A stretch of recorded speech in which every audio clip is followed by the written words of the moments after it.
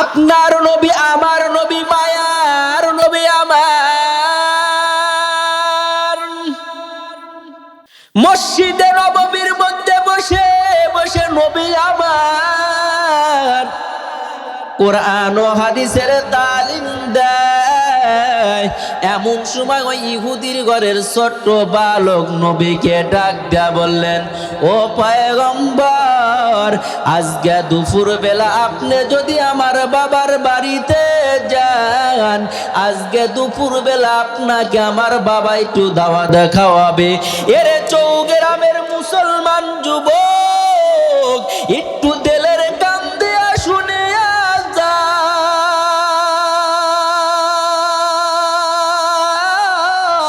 আপনার নবী আমার নবী দয়ার নবী আমার চিন্তায় পড়ে গেলেন, আল্লাহ আমি হলাম মুসলমানদের নবী, আমি কেমনে ইহুদির বাড়িতে দাওয়াত খাওয়ার জন্য যাব। আপনার নবী আমার নবীর দিলের মধ্যে কল্পনা জল্পনা বাসনারে যুবক। এমন সময় আল্লাহ পাক তাৎক্ষণিক জিব্রাইলকে পাঠায় দিয়া বলেন, ওরে জিব্রাইল যা যা আমার বন্ধুর কানে গিয়ে আওয়াজ ছড়াইয়া দে, আমার বন্ধু যেন ইহুদির দাওয়াতটা নাকচ করে না দেয়। আমার বন্ধু যদি ইহুদির বাড়িতে যায়, ইহুদির বাড়িতে যাওয়াটা ইহুদির খেতাদের কারণ হয়ে যাবে। চিল্লায় একবার বলা যাবে নি আল্লাহু আকবার। নবী আবার চিন্তায় পড়ে গেলেন, নবী ইহুদির বাড়িতে রওনা হয়ে গেল। নবী যখন ইহুদির বাড়িতে যায়, ইহুদি নবীকে দেখার পরে মদিনার মানুষদেরকে ডেকে ডেকে ডেকে ডেকে বলে, এরে মদিনার লোক সকল তাকাইয়া দেখ, মুসলমানদের নবী কত বড় বেহুদ্দা নবী। মুসলমানদের নবী একজন ইহুদির বাচ্চা, একজন ছোট বাচ্চার দাওয়াত পাওয়ার পরে মুসলমানদের নবী ইহুদির বাড়িতে ভ্যান ভ্যান ভ্যান ভ্যান করে দাওয়াত খাওয়ার জন্য আসলেন। এরে নবীর উম্মতের দল যুবক এই কথা বলে বলে বলে বলে বলে বলে আমার নবীকে অপমানিত করিয়া করিয়া তাড়ায় দেয়। আপনার নবী আমার নবী মায়ার নবী দয়ার নবী আমার ইহুদির বাড়িতে কষ্টমাখা মুখ লইয়া ইহুদির বাড়ির থেকে ফিরিয়া মসজিদে নববীতে আসলেন। চিৎকার মেরে জবান খুলে বলেন একবার আল্লাহু আকবার। আপনার নবী আমার নবী মসজিদে নববীতে হাজির হয়ে গেল রে যুবক। আবু বকর উমর ওসমান আলী নবীর চেহারার দিকে তাকাইয়া তাকাইয়া দেখে নবীর মুখটা কেমন জানি শুকনা দেখা যায়। উমর ডাক দা বললেন, পয়গম্বর,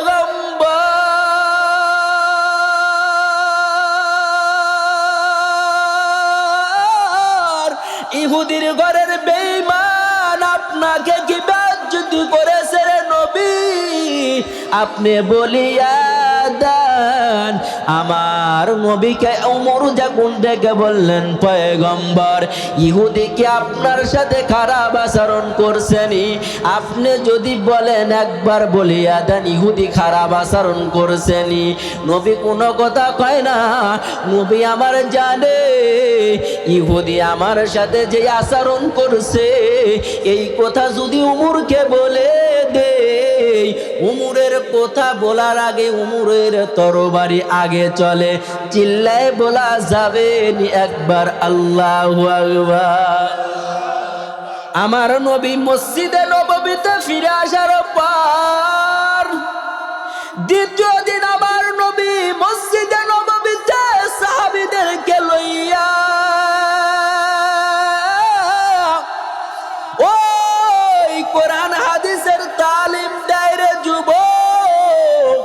ও ইহুদির ঘরের ছোট বালক দ্বিতীয় দিন আমার নবীর সামনে দাঁড়াইয়া ডাক দেয়া বললেন, পয়গম্বর, প্রথম দিন আপনাকে দাওয়াত করলাম, আপনাকে আমার বাবা বেজ্জতি করে তাড়ায় দিলেন।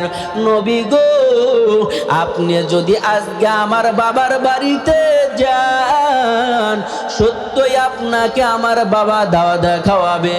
এরে নবীর উম্মতের দলের সিংড়া থানার মুসলমান যুবক, নবী আমার দ্বিতীয় দিন চিন্তায় পড়ে গেল, রে পাগল, আমি প্রথম দিন আল্লাহর হুকুমে জিবরাইলের কোথায় ইহুদির বাড়িতে গেলাম, আজকে দ্বিতীয় দিন আমি ইহুদির বাড়িতে যাব কি যাব না?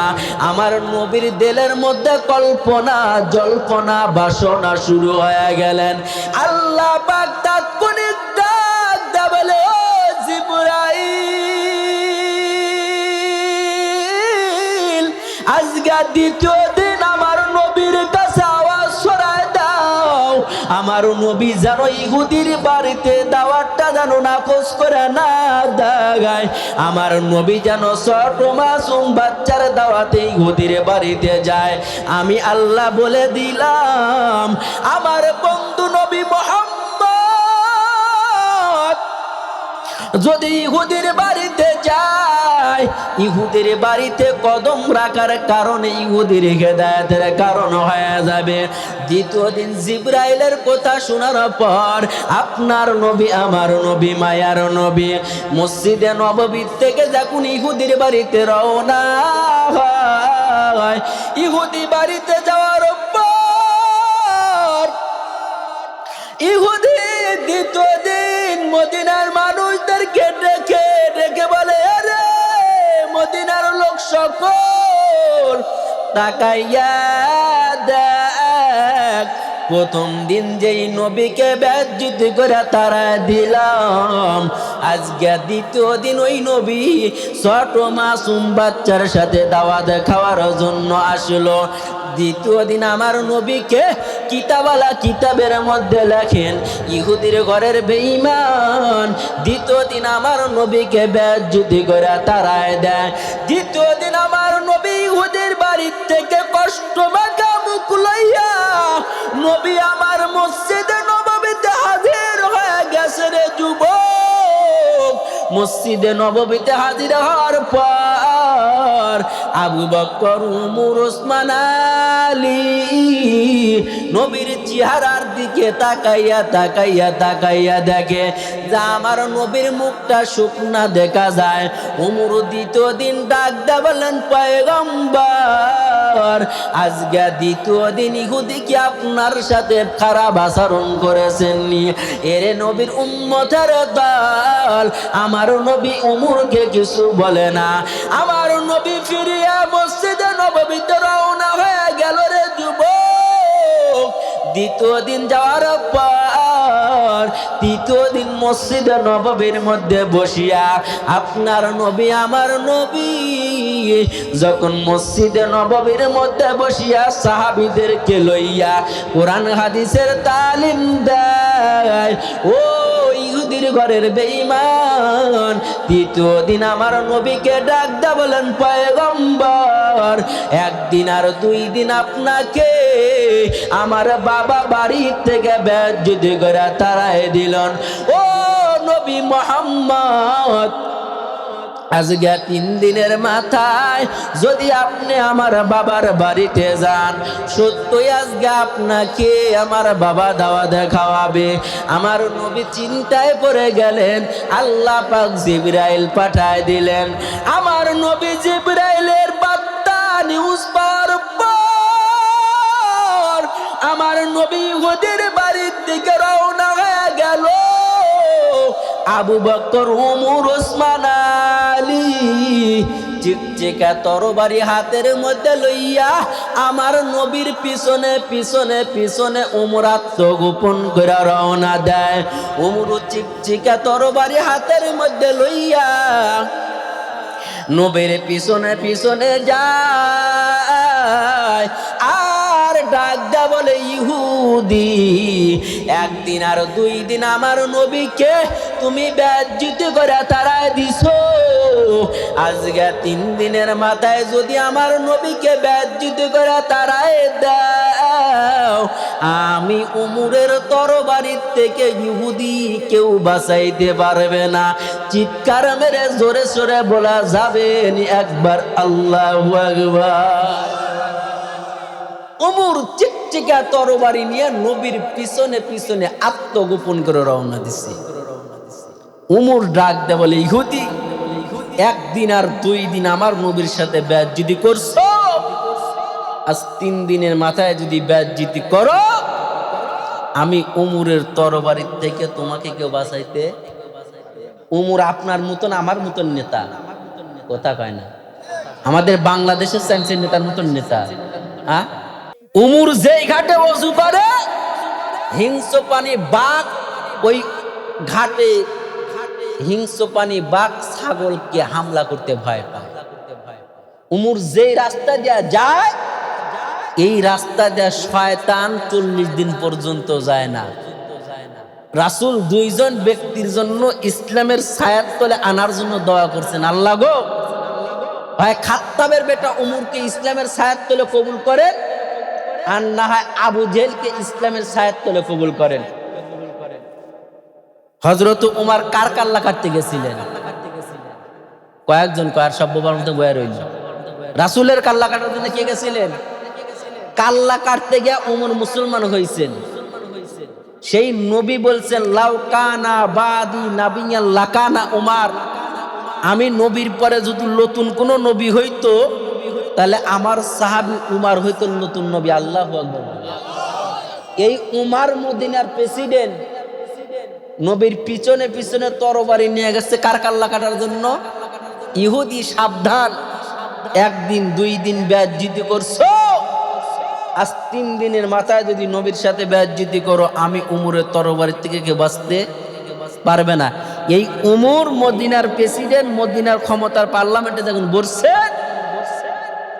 মদিনার মানুষদেরকে ডেকে 4টা ওয়াজ করছিলেন, এ মদিনার লোক সকল, কে ইহুদি, কে খ্রিস্টান, কে নাসারা, কে বৌদ্ধ, কে মুসলমান, আমি উমরের দেখার টাইম নাই, সময় নাই, ধৈর্য নাই, তবে আমি উমর যতদিন পর্যন্ত এই মক্কাতুল মুকাররমা মদিনার সিংহাসনের দায়িত্ব থাকবো, এতদিন তোমরা কেউ 4টা কাজ করতে পারবে না। নাম্বার 1, মদিনার মধ্যে থাকতে হলে কেউ কখনো মদ, গাঁজা, ইয়াবা, হিরোইন, ফেন্সিডিল, গাঁজা খাইতে পারবে না। ওয়াজ কে করছেন? 2 নাম্বার ওয়াজ করছেন, মদিনার মধ্যে থাকতে হলে কেউ কখনো সুদ ঘুষ খাইতে পারবে না। 3 নাম্বার ওয়াজ করছেন, মদিনার মধ্যে থাকতে হলে কেউ কখনো জেনা ব্যভিচার করতে পারবে না। 4 নাম্বার ওয়াজ করছেন, মদিনার মধ্যে থাকতে হলে কেউ কখনো মিথ্যা কথা বলতে পারবে না। ওয়াল্লাহি তাল্লাহি বিল্লাহি, আমি উমর কোরআন থেকে বক্তব্য দিয়ে দিলাম, এই 4 শ্রেণীর যদি একটা কেউ করো, আর আমি উমরের কানে যদি নিউজ আসে, মদিনার কাঠগড়া দাঁড় করে তোমাদেরকে ফাঁসি দিব। বক্তব্য কার? আরো জোরে বলেন। কিন্তু উমরের যে 4টা কথা, এই 4টা কথার মধ্যে 100 গ্রামের লোক নাই, কথা কয় না। আর কোনোদিন দাওয়াত দেন আর না দেন, আজকে পাইছি তো শুধু কথা কন, আজ পাইছি তো, আজ একটু সিলাতিয়ে দাও, দাওয়াত দেন আর না দেন। বহু বক্তা নিয়ে আসেন, 60,000, 1 লাখ, 2 লাখ টাকা দিয়ে, তারা ওয়াজ করে, আমরা ওয়াজ করি, শুনে যান। তারা ওয়াজ করে, আমরা ওয়াজ করি, শুনে নাই। উমরের 4টা বক্তব্যের 1 নম্বর বক্তব্য কি? মদ, গাঁজা, ইয়াবা, হিরোইন, ফেন্সিডিল, গাঁজা, কিন্তু আপনি তো 100 গ্রামের লোক খায়। এই 4 শ্রেণীর লোক কি ইসলামের মধ্যে ঢুকছে? আরো জোরে কন। কিন্তু আমি প্রথমে যে আয়াত তেলাওয়াত করছি, ইয়া আইয়ুহাল্লাযীনা আমানু দুখুলু ফিস সিলমি কাফা, হে দুনিয়ার নর এবং নারী, তোমরা পরিপূর্ণ ইসলামের মধ্যে ঢুকো। কোথায়? আরো জোরে কন, নাকি আওয়াজ আসতে হচ্ছে কেন? কিন্তু এই 4 শ্রেণীর লোক কি ঢুকছে, অথচ আমরা সুদ গুয়ের মতন খাই, কথা খায় না। নাউজিবিল্লাহ কন। কত হাজি দেখুন হজ করে এসে সোনার টেকা টেকা এসে লাগাই দেয়।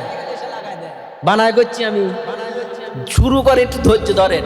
আজ ৪৮ সারা রায়, আজ হয় আপনারা না আমি, আছেন তো ইনশা আল্লাহ। এক নাম্বার ওয়াজ ইসলামের মধ্যে ঢুকলে ঢোকার মতন ঢুকো, কিন্তু 4 শ্রেণীর লোক। কিন্তু উমরের 2 নাম্বার ওয়াজ কি খাওয়া যাবে না? জোরে কোন কি খাওয়া যাবে না? সুদ। কিন্তু আমরা সুদও খাই, নামাজও পড়ি, সুদও খাই, ঘুষ নামাজও পড়ি, ঘুষও খাই, সেজদাও দেই। আর কই দিয়ে এত দোয়া করে আল্লাহ দোয়া কবুল করে না, কথা কয় না। অত কোরআন শরীফ সূরা মুমিনের 50 নাম্বার আয়াতে খুলে দেখেন, আল্লাহ রাসূলকে আল্লাহ বলছেন, নবী গো, আমি আপনাকে যে রিজিক দান করছি, এই রিজিক থেকে রিজিক ভক্ষণ করেন, আমি আল্লাহর প্রশংসা আদায় করেন, এরপরে আমি আল্লাহর শুকরিয়া আদায় করেন, এরপরে আমি আল্লাহর কুদরতি পায়ে সেজদা দেন। এই 4 শ্রেণীর মধ্যে আছে নাকি এইগুলা? 2টা যায় কে? এই 4 শ্রেণীর মধ্যে আছে মনে হয়। হ্যাঁ, তাহলে আল্লাহ রাসূলকে যদি আল্লাহ হালাল খাওয়ার আদেশ দেয়, আমাদের কিছু আল্লাহ বলেন নাই? হ্যাঁ, সূরা বাকারার 161 নাম্বার আয়াতে, 71 নাম্বার আয়াতে আল্লাহ আমাদের কি বলছেন? ইয়া আইয়ুহাল্লাযীনা আমানু কুলু মিন তাইয়্যিবাতি মা রাযাকনাকুম। আল্লাহ বলছেন, হে ঈমানদারগণেরা। ওখানে বলছে ইয়া আইয়ুহার রাসূল, সূরা মুমিনের মধ্যে নবীকে টার্গেট করে বলছেন। আর এখানে আপনি কার আমাকে টার্গেট করে আল্লাহ বলছেন, ইয়া আইয়ুহাল্লাযীনা আমানু কুলু মিন তাইয়্যিবাতি মা রাযাকনাকুম। হে ঈমানদারেরা, আমি আল্লাহ যে রিজিক তোমাদের দিছি, এই রিজিক থেকে রিজিক খাও। আয়াতের শেষে আল্লাহ বলছেন, ইন কুনতুম ইয়্যাহু তা'বুদুন। আমি আল্লাহ যেই রিজিক তোমাদের দিছি, এই রিজিক থেকে রিজিক ভক্ষণ করো, আমি আল্লাহর প্রশংসা আদায় করো, এরপর আমি আল্লাহর কুদরতি পায়ে সিজদা দাও। আল্লাহ বলছেন কি? ইয়্যাহু তা'বুদুন, এরপর আমি আল্লাহর দাসত্ব করো। কিন্তু আমরা কি করি? বিড়িও টানি, নামাজও পড়ি, জেনাও করি, নামাজও পড়ি, মিথ্যা কথাও বলি, নামাজও পড়ি, আছে না নাই? অথচ রাসূল বলে, কেউ যদি 1 টাকা সুদ খায়, কয় টাকা? 1 টাকা সুদ খায় যদি আল্লাহর কাছে খাস দিলে তওবা না করে, কিয়ামত পর্যন্ত সিজদা দিলে আর সিজদা কবুল হবে না।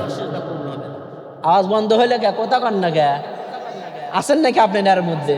তাহলে উমরের 4 নাম্বার বক্তব্য, 1 নাম্বার বক্তব্য, মদিনার মধ্যে থাকতে হলে মদ গাঁজা ইয়াবা খাওয়া যাবে না। বক্তব্য দিয়ে উমর বাসার দিকে রওনা। মদিনার মধ্যে একজন ইহুদি অত্যন্ত মদখোর, মদ পান না করলে থাকতেই পারে না। হাতের মধ্যে মদের বোতলটা প্রতি মধ্যে রওনা, প্রতি মধ্যে যায় আর গোপনে গোপনে গিয়া মদ পান করে। মদ পান করার কারণে মাথাটা মাতলামি শুরু হয়ে গেছে রে। যুবক চিন্তা করে রে, আমি যদি এখানে দাঁড়াইয়া এই অন্ধকার রাতের বেলায় প্রতিমধ্যে যদি মদ পান করি রে, তাহলে আমিরুল মুমিনিন খলিফাতুল মুসলিমিন দেখবে। আরো জোরে বলেন। যুবক দাঁড়াইয়া গোপনে গোপনে মদ পান করতেছে, কিন্তু যেই রাস্তায় গিয়া মদ পান করে,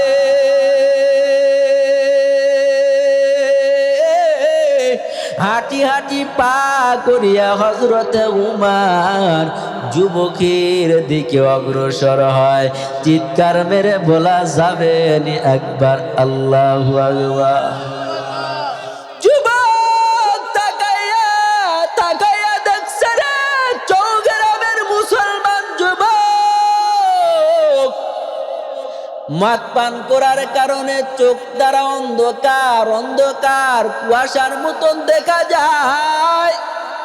আমিরুল মুমিনিন হাঁটি হাঁটি পা করিয়া যুবকের দিকে আগারে পাগল। যেই মাত্র যুবকের সামনে ওমর আগায়, যুবক লক্ষ্য করে তাকায় দেখে আমিরুল মুমিনিন খলিফাতুল মুসলিমিন দেখা যায়। চিন্তা করে মদের বোতল যদি দুনিয়ার জমিনে রেখে দেই আর ওমর যদি দেখিয়া ফেলে, তাহলে তো আমাকে মদিনার কাঠগড়া দাঁড় করাইয়া ফাঁসি দিবে। আল্লাহর বান্দা আস্তে করিয়া জামা খুলিয়া মদের বোতলটা বগলের তলে লুকাইছে। যেই মাত্র মদের বোতলটা বগলের তলে লুকাইছে রে যুবক রে, বগলের তলে লুকানোর পর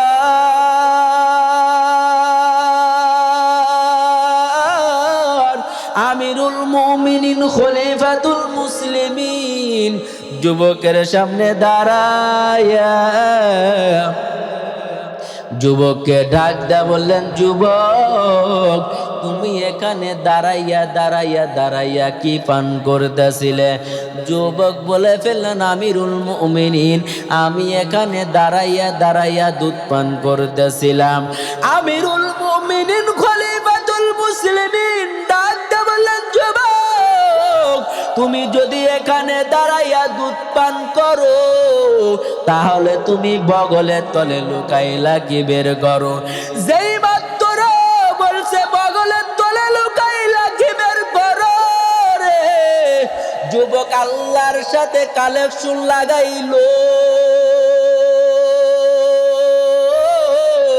আল্লাহকে ডাক দেয়া বলো, দয়ার মালিক আমি উমরের সামনে পড়ে গেলাম, আল্লাহ তোমার কাছে আমি খাস দিলে তওবা করলাম, তুমি যদি উমরের হাত থেকে আমাকে বাঁচাইয়া নাও, আমার জিন্দাগিতে আর কোনোদিন মদের বোতল হাতে নিব না।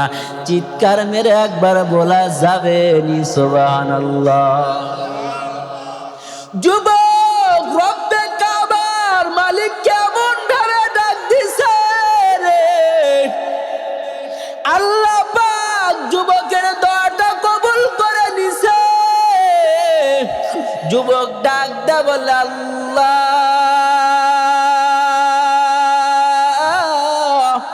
মুসলমানরা তোমাকে বলে আল্লাহ, হিন্দুরা বলে ভগবান, আমরা ইহুদিরা তোমাকে বলি ঈশ্বর। আল্লাহ আপনি ঈশ্বর হন আর ভগবান হন, আল্লাহ হন না কেন? আপনি যাই হন আপনাকে আল্লাহ বলে ডাক দিলাম। আল্লাহ উমরের হাত থেকে যদি তুমি আমাকে বাঁচাইয়া নাও, আমার জিন্দাগিতে আর কোনোদিন মদের বোতল হাতে নিব না। এমন করে করে করে রব্বে কাবার মালিকের কাছে তওবা করছে রে যুবক। তওবাটা আল্লাহর অন্তরে গিয়া খিটি লাগলো। আল্লাহ পাক ফেরেশতাদের ডাক দেয়া বলে, রে ফেরেশতার দল, আমার জান্নাতের মধ্যে মধুর নহর আছে, শরাবের নহর আছে, দুধের নহর আছে। আমার জান্নাতের মধ্যে থাকিয়া এক বুদুল দুধ উঠাইয়া নে, এই দুধের বোতলটা ওই যুবকের বগলের তলে রেখে দে, আর বগলের মদের বোতলটা সরাইয়া দাও। যুবক আল্লাহর কাছে তওবা করে উমর যুবকের সামনে দাঁড়ানো। উমর ডাকটা বললেন, যুবক তোমার কার সময় দেওয়ার সময় নাই, তবে তুমি বগলের তলে লুকাইলা কি বের কর, আমি উমর একবার দেখতে চাই।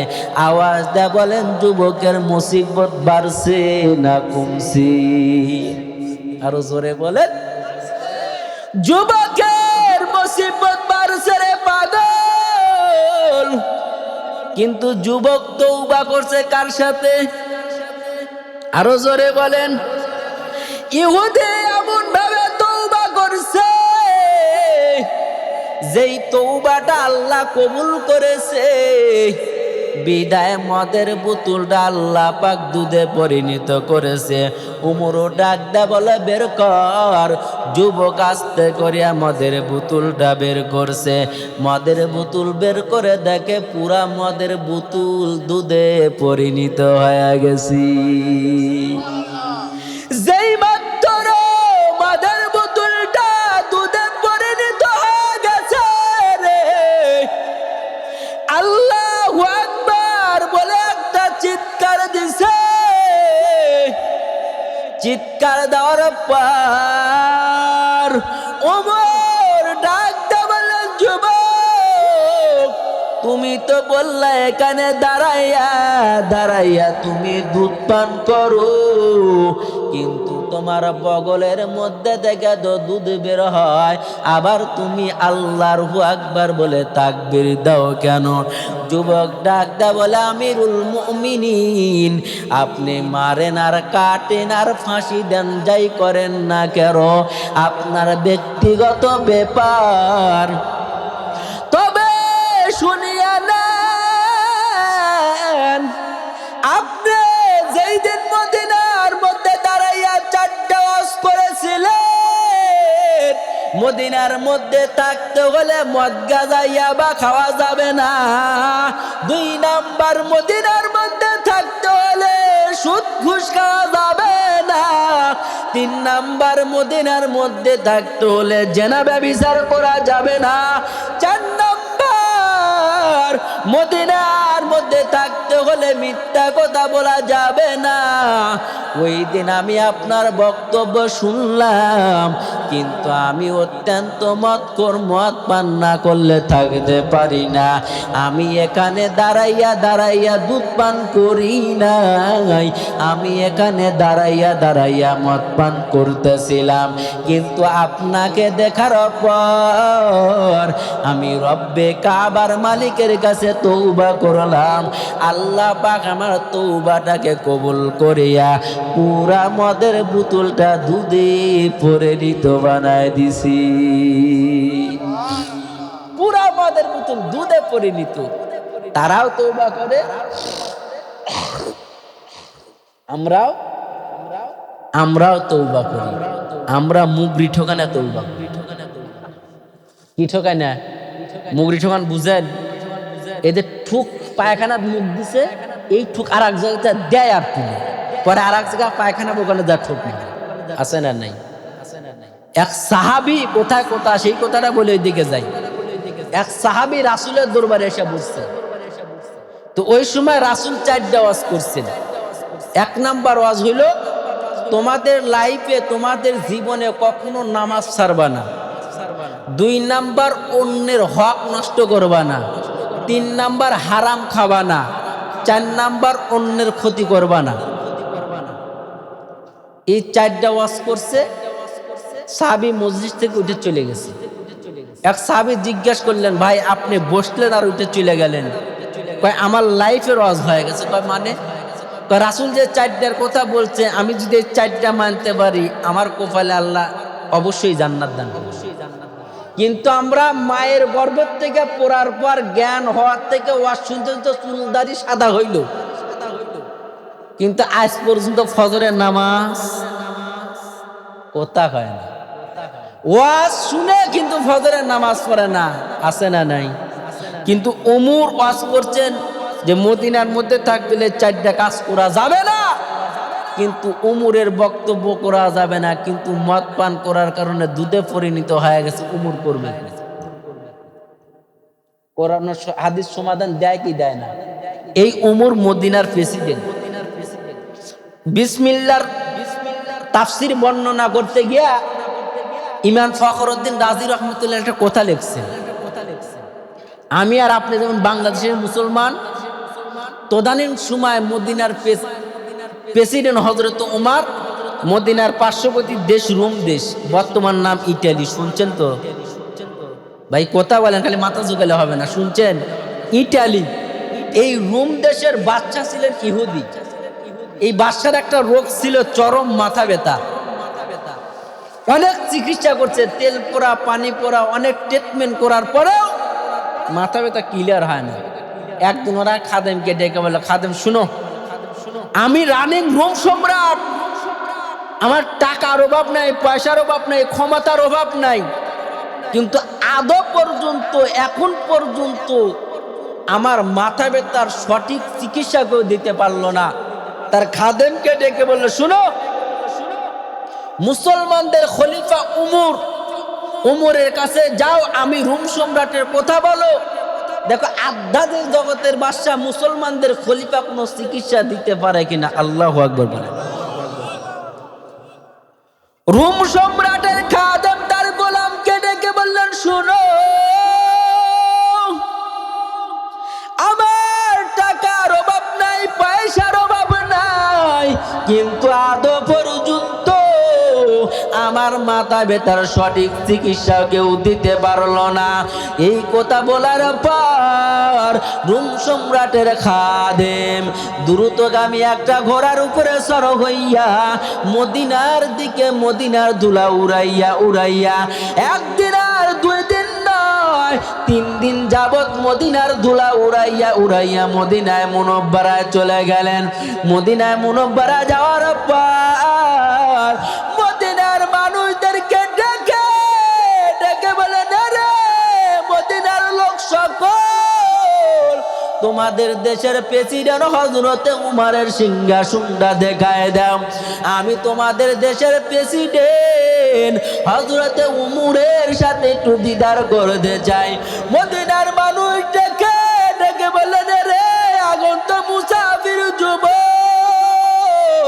আমাদের দেশের বাদশাহ উমরের সাথে যদি দিদার করতে চাও, কোন সিংহাসন আমাদের দেশের বাদশার নাই, তবে আমাদের দেশের বাদশার সাথে যদি দিদার করতে চাও, মসজিদে নববীতে যদি যাও, মসজিদে নববীতে গেলে আমাদের দেশের বাদশা উমরের দিদার পেয়ে যাবে।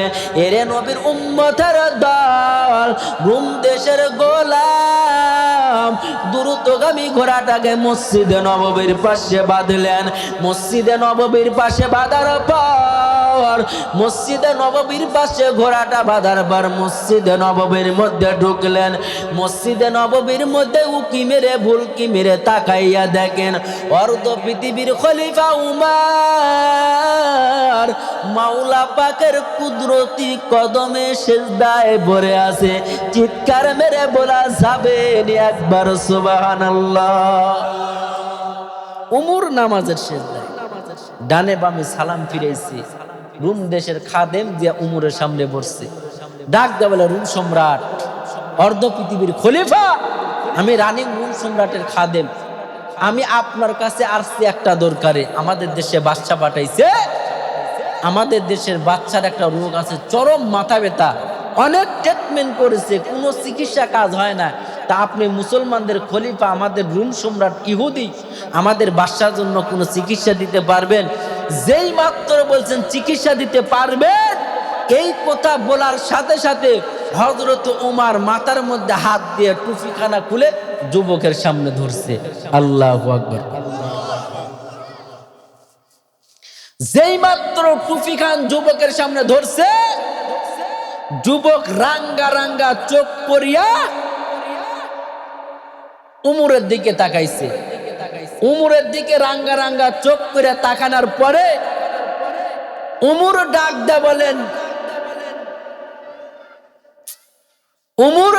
বলেন, শুনো, যদি আমি উমরের যে টুপি রাসূলের আদর্শ দিলাম, এই টুপি যদি তোমাদের বাদশার মাথায় লাগাইতে বলো, আমি ওমর আল্লাহর উপর তাওয়াক্কুল করে রেখে বললাম, ইনশাআল্লাহ ইনশাআল্লাহ এই টুপি তোমাদের বাচ্চার মাথায় লাগানোর কারণে চোখের মিনিশে মাথা ব্যথা ক্লিয়ার হয়ে যাবে।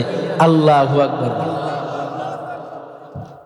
যুবক ডাক দিয়ে বলেন, দেন টুপিখানা দেখি, টুপিখানা নিয়ে আমি বাচ্চার মাথায় লাগাইতে পারি কিনা। ইমাম ফখরুদ্দিন রাজি রহমাতুল্লাহ আলাইহি লিখছেন, টুপি রুম দেশের গোলাম, রুম সম্রাটের গোলাম উমরের হাত থেকে টুপিখানা নিয়ে রুম সম্রাটের কাছে হাজির। রোম সম্রাট ডাক দেয় বলে হযরতে উমার কোনো চিকিৎসা দিছে? যেই মাত্র বলছেন চিকিৎসা দিছে, পকেট থেকে টান দিয়া টুপিখানা বের করে যুবক রোম সম্রাটের সামনে ধরছে। আল্লাহু আকবার বলেন। রোম সম্রাট ডাক দেয় বলে, এই বেকুব, তুমি বলো নাই আমি রোম সম্রাট, আমি টুপি পরিধান করি না? বলে হযরত আমি বলেছিলাম আমাদের দেশের বাচ্চা ইহুদি টুপি পরিধান করতে চায় না, তবে উমর বলেছেন উমরের চিকিৎসা যদি নিতে চাও, উমরের দেওয়া টুপি আদর্শ, রাসূলের আদর্শ সুন্নাহ তোমাদের বাচ্চার মাথায় লাগাইতে বলো। আমি উমর বলে দিলাম টুপি মাথায় দেওয়ার কারণে চোখের মিনিশে মাথা ব্যথা ক্লিয়ার হয়ে যাবে। রোম সম্রাট কয় দেখি টুপিখানা দাও। যেই মাত্র টুপি নিয়ে কামরার মধ্যে বসে গোপনে লাগাইছে, ইমাম ফখরুদ্দিন রাজি রহমাতুল্লাহ তাফসিরে কাবিরের মধ্যে লেখেন টুপি মাথায় দেওয়ার কারণে চোখের মিনিশে মাথা ব্যথা ক্লিয়ার। যেই মাত্র টুপিটা মাথায় লাগায় মাথা ক্লিয়ার, আবার টুপি খুলছে মাথা ব্যথা শুরু। রোম সম্রাট ডাক দেয় বলে কারণ ঘিরে, টুপি মাথায় দিলে মাথা ব্যথা ক্লিয়ার, আবার টুপি করলে মাথা ব্যথা শুরু হয়, কারণটাকে কিন্তু টুপি খুলে থাকে টুপির মধ্যে কি জানি লেখা।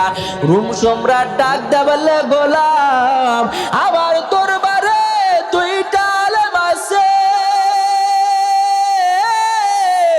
এই দুইটা আলেমকে তুমি ডাকো, এই দুইটা আলেম থেকে আমি টুপির ফয়সালা নিতে চাই। তৌরাতের আলেমকে ডাকা হলো, ইনজিলের আলেমকে ডাকা হলো। তৌরাতের আলেমকে ডাকতে বলে মাওলানা তুমি বলো এই টুপির মধ্যে কি লেখা? তৌরাতের আলেম টুপিখানা হাতে নিয়ে ডাক দেয়া বলে, ও রোম সম্রাট এই টুপির মধ্যে তেমন কিছু লেখা নাই। তৌরাতের আলেম কয় টুপির মধ্যে কিছু নাই। রোম সম্রাট ডেকে ডেকে বলেন না, যদি টুপির মধ্যে কিছু লেখা না থাকে তাহলে মাথা ব্যথা ক্লিয়ার হওয়ার কথা না। চিৎকার মেরে একবার জোরে সোরে বলা যাবে নি সুবহানাল্লাহ। বাদশা বলে না টুপির মধ্যে কিছু থাকা লাগবে। তৌরাতের আলেম কয় টুপির মধ্যে কিছু নাই। যেই মাত্র ইনজিলের আলেমকে টুপিখানা ধরাইয়া দেয়, ইনজিলের আলেম টুপিখানা নেওয়া জ্বর নয় নে কান্না আরম্ভ করলেন। রোম সম্রাট ডাক দে বলে মাওলানা আমি তোমাকে গালি দেই নাই, ধমক দেই নাই, তুমি টুপি হাতে লিয়া কাঁদো। আর এক মাওলানা টুপি নিয়ে কয়ে টুপির মধ্যে কিছু নাই, তুমি কেন কাঁদো? ডাক দে বলে রোম সম্রাট এই টুপির মধ্যে লেখা আছে কোরআনের প্রথম আয়াত বিসমিল্লাহ। রোম সম্রাট ডাক দে বলে কোরআনের প্রথম আয়াত বিসমিল্লাহ টুপির মধ্যে লেখা থাকার কারণে, মাথায় দেওয়ার কারণে যদি মাথা ব্যথা ক্লিয়ার হয়, আমি আর এই দেশ পরিচালনা করতাম না। মন্ত্রী পরিষদের মধ্যে থেকে কিছু লোক জমা করে সম্প্রীতন করে একত্রিত করে বলে চলো কে আসো উমরের হাতে হাত রেখে নবীর কালেমা পড়ে মুসলমান হতে।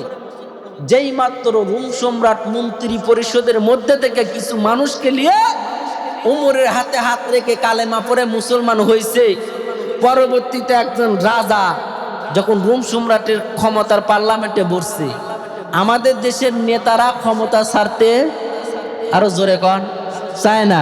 যেমন শেখ হাসিনা ক্ষমতা ছাড়তে চায়, মানুষ মরিয়া তুস, কিন্তু ক্ষমতা আরো জোরে কন ছাড়া। এমন মাঙ্গা চিপা পড়ছে দুপুরে ভাত খাওয়ার সময়। আচ্ছা বলেন শেখ হাসিনা দেশ থেকে চলে গেছে, আমাদের দেশ পরিচালনা করার জন্য একজন সরকারকে আমরা ক্ষমতা পার্লামেন্টে বসাইছি কি বসাই নাই? কি নাম? আরো জোরে বল। ইউনুস আলী। জোরে বলেন। ইউনুস আলী ক্ষমতা পার্লামেন্টে বসাইছি। আমাদের দেশ পরিচালনা করার জন্য যদি একজন সরকারকে ক্ষমতার পার্লামেন্টে বসান লাগে, তাহলে রোম দেশের মতন দেশ পরিচালনা করার জন্য একজন সরকার দরকার নাই? এক সরকার পরবর্তী যখন ক্ষমতার পার্লামেন্টে বসছে, ক্ষমতার পার্লামেন্টে বসে চিন্তা করে দেখে আমার আগেকার রাজা উমরের দেওয়া টুপি রাসূলের আদর্শ, এই টুপি মাথায় দেওয়ার কারণে আগেকার রাজা ক্ষমতা ছেড়ে মুসলমান হয়েছে, কিন্তু সেই উমরের নাম শুনলে আমার দিলের মধ্যে ভূমিকম্প শুরু হয়। কে কয়? কথা কয় না। রোম দেশের রাজা রোম দেশের মানুষদেরকে ডেকে বলে, শুনো, উমরের কাল্লা যদি কেউ কেটে আমার দরবারে হাজির করতে পারো, লগত লগত 3টা পুরস্কার। কয়টা? 1 নাম্বার পুরস্কার, আমি রোম সম্রাটের সুন্দরী রূপসী মাইয়া আছে, এই মাইয়ার সাথে তোমাকে বিবাহ দিব। 2 নাম্বার, রোম দেশের অর্ধেক লিখে দিব। 3 নাম্বার, 100 লাল উট পুরস্কার দিব। প্রথম পুরস্কার কি? ইরে বাবা, মিয়া যদি দিতে চায় আমাদের দেশের মা বোনদের এমনি যে হালত, আগেকার মা বোনেরা মাথা কি সুন্দর করে কাপড় দিত কি দিত না? আর এখনকার মা বোনরা কি করে? এইভাবে দেয়, এইভাবে একটু দেখাই পারে, এইভাবে আবার কিছু কিছু দেয়, এইভাবে মানে কিছু নাই। ওই যে ছোটবেলা একটা গান শুনছিলাম, হুন্ডা চালায় গুন্ডারা, রিক্সা চালায় মাইয়ারা, উপর দিকে চাইয়া দেখো। আর বললাম, যার যত টাকা তার বউ তত উদান। কথা বলেন, যার ঘরে যত টাকা তার বউ। আচ্ছা, পর্দা ফরজ কি ফরজ না? নামাজ, আচ্ছা আপনারা ফতুয়া দেন, মনে করেন আমি মুফতি সাহেব এখন না, আমি কি না, এখানে তারা এশারের নামাজ পড়ছেন, হাত তোলেন তো বাপ দেখি। আর যারা পড়েননি হাত তোলা দরকার না, আপনারা পড়েননি।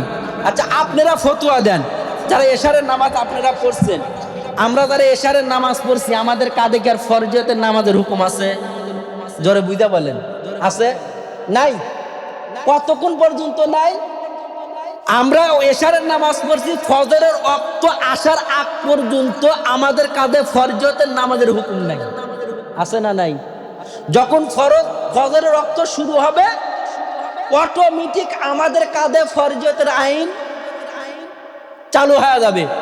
5 মিনিট 10 মিনিটে ফজরের নামাজ পড়বেন, জোহরের ওয়াক্ত আসার আগ পর্যন্ত আমাদের কাছে ফরজিয়তের নামাজের হুকুম নাই।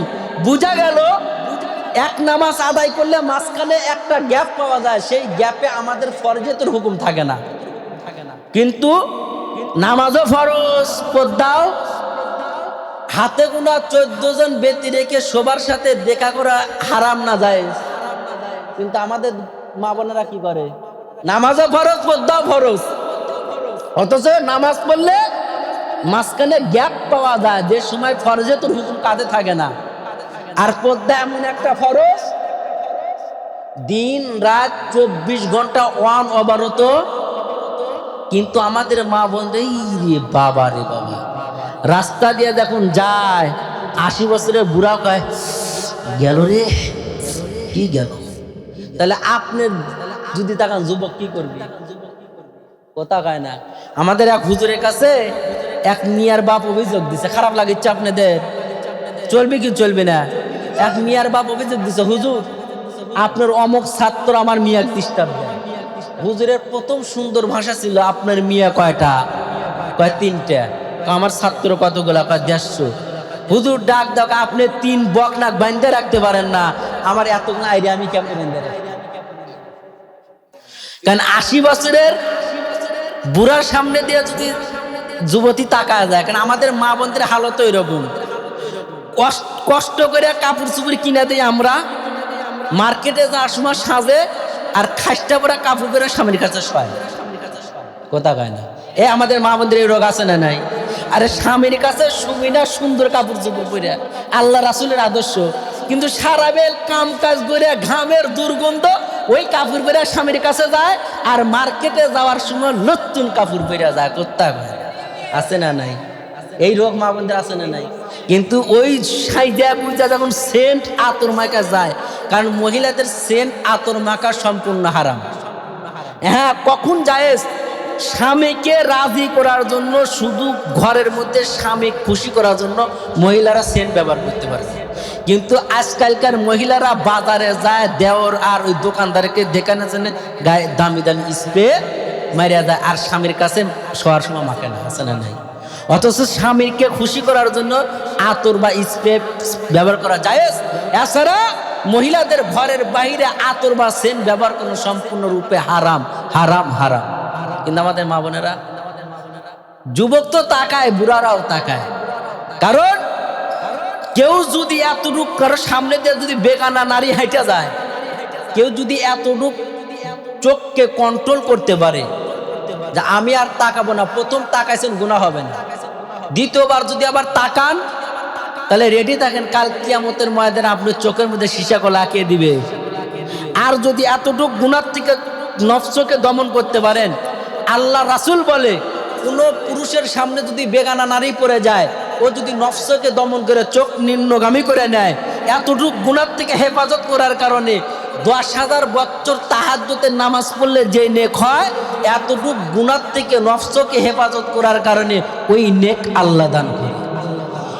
কিন্তু আমরা বুড়াও যেমন তাকায়, যুবকে তেমন। অথচ এই মেয়ে হইলে আমরা বেজার হই। বাপ আছে না নাই? মেয়ে হইলে বেজার আর ছেলে হইলে খুশি হই। এই রোগ আমাদের সমাজে মানুষের মধ্যে আছে না নাই? অথচ মেয়েকে সম্পত্তি লেখে না দিয়ে ছেলেকে লিখে দেয়, আছে না নাই? কত হাজি সাহেব আশরাফ আলী থানভী রহমাতুল্লাহ আলাইহি কিতাবের মধ্যে একটা ওয়াকিয়া লিখছেন, বলবো। আশরাফ আলী থানভী রহমাতুল্লাহ কিতাবের মধ্যে লেখেন, আল্লাহর এক বান্দা বিবাহ করার পরে 6টা কন্যা সন্তান হয়েছে। কয়টা? 7 নম্বরে তার বিবি গর্ভবতী। বিবিকে ডাক দে, বলে বিবি শুনো, দেখতে দেখতে তোমার গর্ভ থেকে 6টা কন্যা হয়েছে, 7 নম্বরে তুমি গর্ভবতী। এবার যদি তোমার গর্ভ থেকে কন্যা হয় 1 2 3, 1 2 3 ব্যাখ্যা জানেন? আরো জোরে কোন বারে কি? 3 তালাক। আচ্ছা বলেন তো, মহিলা লোকের কাছে তালাকের কথা বলে মহিলা লোক খুশি না বেজার? রাসূল বলেন, মহিলা লোকের কাছে আপন কোন লোক যদি থাকে থাকে পৃথিবীর মধ্যে, তার স্বামী তার কাছে যেই পরিমাণের আপন, ওই পরিমাণের আপন তার মা, তার বাবা, তার ভাই, তার অন্য কেউ ওই পরিমাণের আপন মহিলা লোকের কাছে। আর সেই মহিলা লোকের যদি 1 2 3 কথা বলেন, খুশি না বেজার?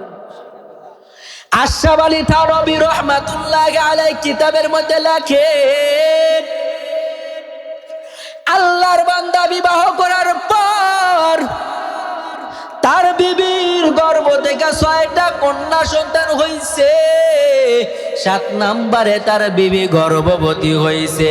বিবিকে ডাক দা বললেন, বিবি শুনিয়া নাও, দেখতে দেখতে তোমার গর্ভ থেকে 6টা কন্যা হইল, 7 নম্বরে তুমি গর্ভবতী হইছ। এবার যদি তোমার গর্ভ থেকে ছেলে মেয়ে হয় 1 2 3 বলে বাপের বাড়ি পাঠায় দিব। আর যদি ছেলে হয় স্ত্রীর মর্যাদা দিয়ে রেখে দিব। এর চৌগ্রামের মুসলমান যুবক দিলের কান দিয়া শুনিয়া যাও, আশরাফ আলী থানভী রাহমাতুল্লাহি আলাইহি কিতাবের মধ্যে লেখেন, আল্লাহর বান্দা স্বামী স্ত্রী একই খাটের মধ্যে ঘুমায়, একই খাটের মধ্যে যেই মাত্র ঘুমাইছে রে যুবক, আল্লাহর কুদরত জারি হয়ে গেল। আল্লাহর কুদরত জারি হয়ে গেছে। আল্লাহর বান্দা স্বপ্নের মাধ্যমে দেখে, আমি জাহান্নামী হয়ে গেলাম। জাহান্নামী ফেরেশতারা এই ব্যক্তিকে জাহান্নামের শিকল লাগাইয়া জাহান্নামের দিকে টানে, জাহান্নামের দিকে টানতে টানতে জাহান্নামের প্রথম গেটে গিয়া হাজির হয়ে গেল। তাকায় দেখে এই যুবকের প্রথম কন্যা জাহান্নামের প্রথম গেটে দাঁড়ায়া জাহান্নামী ফেরেশতাদের ডেকে ডেকে বলে, রে ফেরেশতা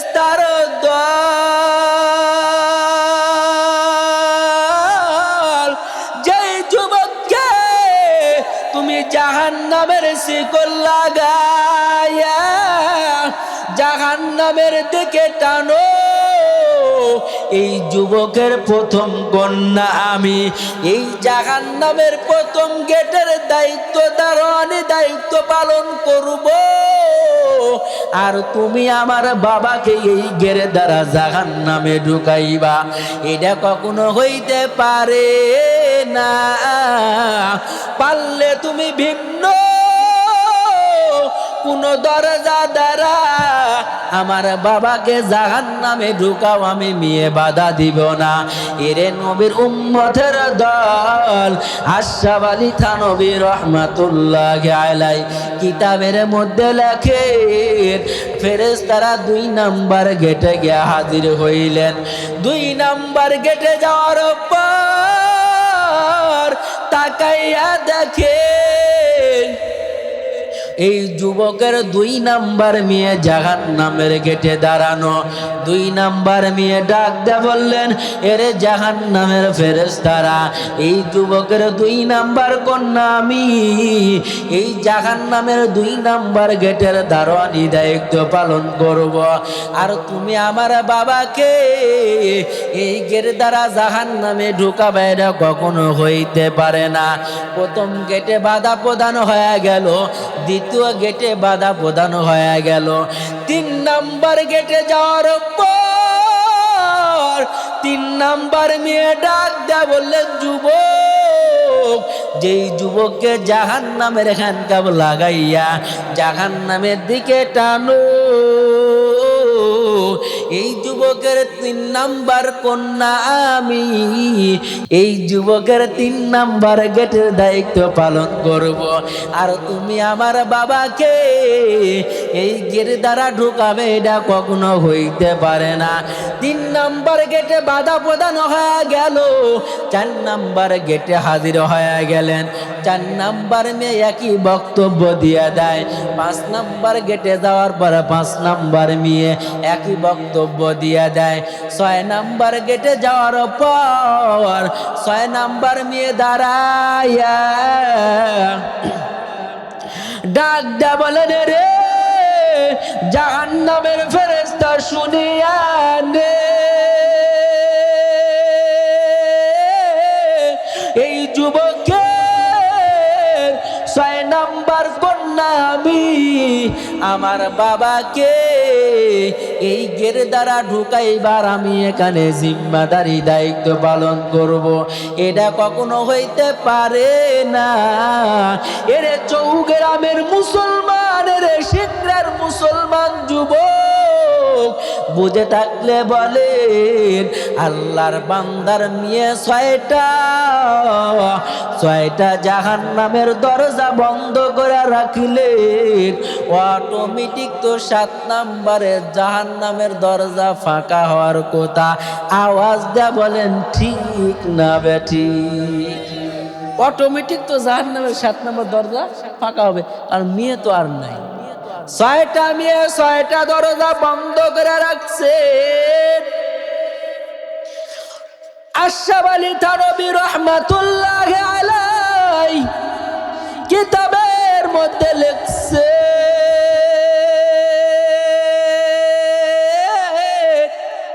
যেই মাত্র 7 নাম্বার দরজার সামনে হাজির করা হইল, দূরে থেকে যেই মাত্র জাহান্নামের তাপমাত্রা শরীরে আসা লাগছে, জাহান্নামের তাপমাত্রা শরীরে লাগলো রে। শরীরে তাপমাত্রা লাগার পর আল্লাহর বান্দার ঘুমটা ভেঙে গেল। আল্লাহু আকবার ধ্বনি দেয়, আল্লাহু আকবার তাকবীর দিয়ে স্বামী স্ত্রী একই খাটের উপর ঘুমায়। খাটের উপর থেকে ফলরের উপরে পড়ে গেলেন। বিবি ডাক দেয়া বলে, ওরে স্বামী আমার, একই খাটের উপরে তুমি আর আমি ঘুমাইলাম, কিন্তু তুমি ঘুমের বাতালে চিৎকার দিয়া ফলের উপরে পড়ে গেলে কেন? বিবি এই কথা বলার পর স্বামী ডাক দেয়া বলে, বিবি শুনিয়া নে, রাতের বেলা তোমাকে বলেছিলাম বিবি তোমার গর্ভ থেকে 6টা কন্যা হয়েছে, এবারও কিন্তু তুমি গর্ভবতী। যদি তোমার গর্ভ থেকে ছেলে হয় স্ত্রীর মর্যাদা দিয়া রেখে দিব, আর যদি মেয়ে হয় 1 2 3 বলে তালাক দিয়া দিব। বিবি শুনে নাও, যদি তোমার গর্ভ থেকে 7 নম্বরে কন্যা হয় স্ত্রীর মর্যাদা দিয়া রেখে দিব, আর যদি ছেলে হয় 1 2 3 বলে বাপের বাড়ি পাঠায় দিব। চিৎকার মেরে একবার বলা যাবে নিমার হাওয়া। বিবি ডাক দে বলে মানে আগারাতে বললে ছেলে হইলে রাখবা আর মেয়ে হইলে তালাক দিবা, আর এখন বলতেছে মেয়ে হলে রাখবা ছেলে হলে তালাক দিবা। কারণ কি বলো? মেয়ে হলে স্ত্রী মর্যাদা দিয়ে রাখবো, আর যদি ছেলে হয় তালাক দিয়ে দিব। ডাক দিয়া বললেন স্বামী ভাই বিবি এই কথার ফয়সালা এখন দেওয়া যাবে না। যেদিন তোমার গর্ভ থেকে ছেলে হয় আর মেয়ে হয় দুনিয়ায় ভূমিষ্ঠ হবে, ওই দিন এই কথার ফয়সালা দেওয়া যাবে।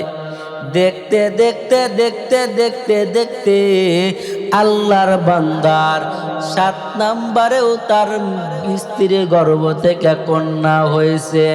যেই মাত্র দুনিয়াতে 7 নম্বরে তার স্ত্রীর গর্ভ থেকে কন্যা হইল, আল্লাহর কাছে হাত তুলে কয় আল্লাহ, স্বপ্নের মাধ্যমে তুমি যেই ঘটনা তুমি দেখাইছো, 6টা মেয়ে 6টা জাহান্নামের দরজা বন্ধ করে রাখছে, 7 নম্বরে তুমি কন্যা দিয়া বুঝাই দিলা আমার জন্য জাহান্নামের 7টা দরজা বন্ধ করে দিলা। আর সেই মেয়ে হইলেই বেজার, মেয়েকে সম্পত্তি না দিয়া ছেলেকে দেয়, আছে না নাই? আল্লাহর কসম একবার, আল্লাহর কসম 2 বার, এই কোরআন মাথায় এলিয়া কই আল্লাহর কসম 3 বার।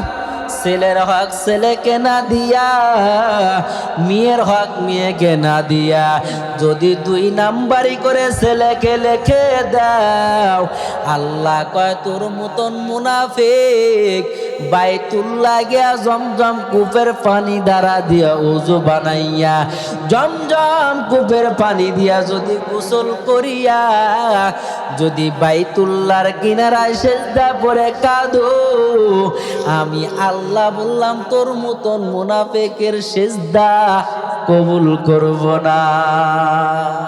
এমন মুনাফিক মার্কা হাজি আছে না নাই? শুধু হাজিক দিলাম আর সাধারণ মানুষ নাই। ছেলেকে লেগে দেয়, মেয়ে দেয় না। দেন দেন বেশি করে দেন, বাটাম ফাটাবে না, বুঝেননি? ঘরের মধ্যে টাকা দিলেন, ঘরের মধ্যে, অথচ আল্লাহ কয় কোন ব্যক্তি যদি আধা হাত পরিমাণ অন্যের হক মাইরা খায়, কার হক?